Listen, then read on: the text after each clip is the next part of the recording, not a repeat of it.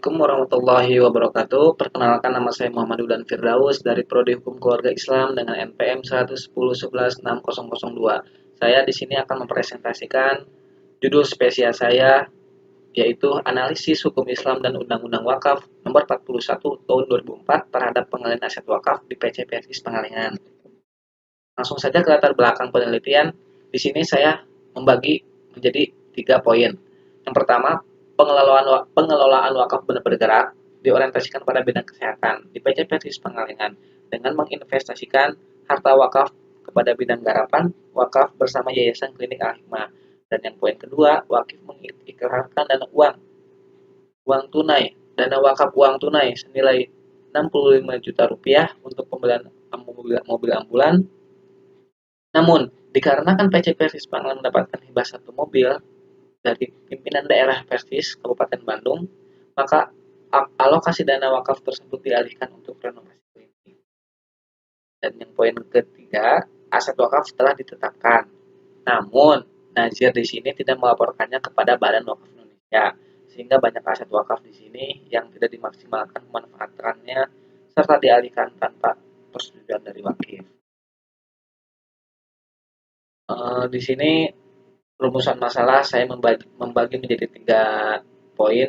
Pertama, bagaimana ketentuan hukum Islam tentang pengalihan aset wakaf, dan yang kedua, bagaimana pengalihan aset wakaf di PC Persis Pengalengan menurut Undang-Undang Nomor 41 Tahun 2004, dan yang ketiga, bagaimana pengalihan aset wakaf berdasarkan ketentuan hukum Islam dan Undang-Undang Wakaf tahun 2004. Di sini saya di bab 2 atau bisa judulnya dengan tinjauan pustaka. Menjadi 3 poin ya. Konsep wakaf menurut hukum Islam, konsep wakaf menurut Undang-Undang Nomor 41 Tahun 2004, dan yang ketiga, ketentuan perubahan alih wakaf menurut hukum Islam dan Undang-Undang Wakaf.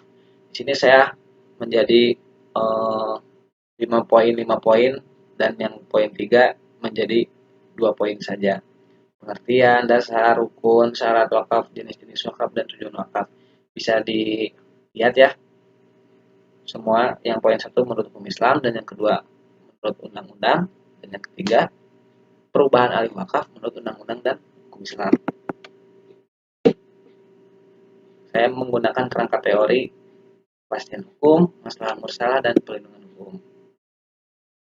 Metode penelitian menggunakan juridis normatif, sumber datanya sekunder, primer, tersier, dan teknik pengumpulan datanya menggunakan studi perpustakaan dan wawancara. Dan terakhir, ada teknik analisis data, yaitu suatu metode dalam meneliti status kelompok manusia, suatu objek, suatu kondisi, suatu sistem pemikiran, atau suatu kelas peristiwa pada masa sekarang. Hasil yang saya teliti, analisisnya yaitu menurut hukum Islam, pengalihan aset wakaf ini selama mewujudkan kesejahteraan umum dan kemanfaatan yang jangka panjang, maka hal ini diperbolehkan selama didasarkan untuk kemaslahatan umum. Dan menurut Dewan Hizbah Pimpinan Pusat Persis juga, alih wakaf ini hukumnya mubah atau boleh selama tidak mengurangi aslinya dan memperbesar manfaatnya. Dan menurut hasil undang-undang, pengalihan aset wakaf ini boleh dikarenakan sejalan dengan teori perlindungan hukum selama didasarkan kepada kebutuhan akan kegiatan operasional dan pemenuhan hak yang terkait dengan aktivitas dari perwakapan di bidang kesehatan itu sendiri. Namun di dalam undang-undang ini, dalam pasal 40, itu tidak dibolehkan karena menyatakan ikrar ini harus berdasarkan kepastian yang jelas dan konsisten. Nah, jadi dalam pasal 40 ini untuk menjaga ikrar itu pasti atau jelas. Nah, poin C ini hukum Islam boleh dan undang-undang juga boleh dengan catatan untuk kesejahteraan umum dan memperbanyak kemanfaatannya, dan menurut undang-undang juga diperbolehkan dengan catatan Najir itu harus mencatatnya dan melaporkannya ke Badan Wakaf Indonesia supaya tidak terjadi hal-hal yang seperti ini lagi. Nah, dapat disimpulkan bahwa pengalihan aset wakaf di PC Persis Penanganan ini menurut hukum Islam itu mubah atau boleh karena untuk kemaslahatan umum, dan menurut undang-undang juga boleh dengan catatan nazir harus melaporkannya ke pihak BWI.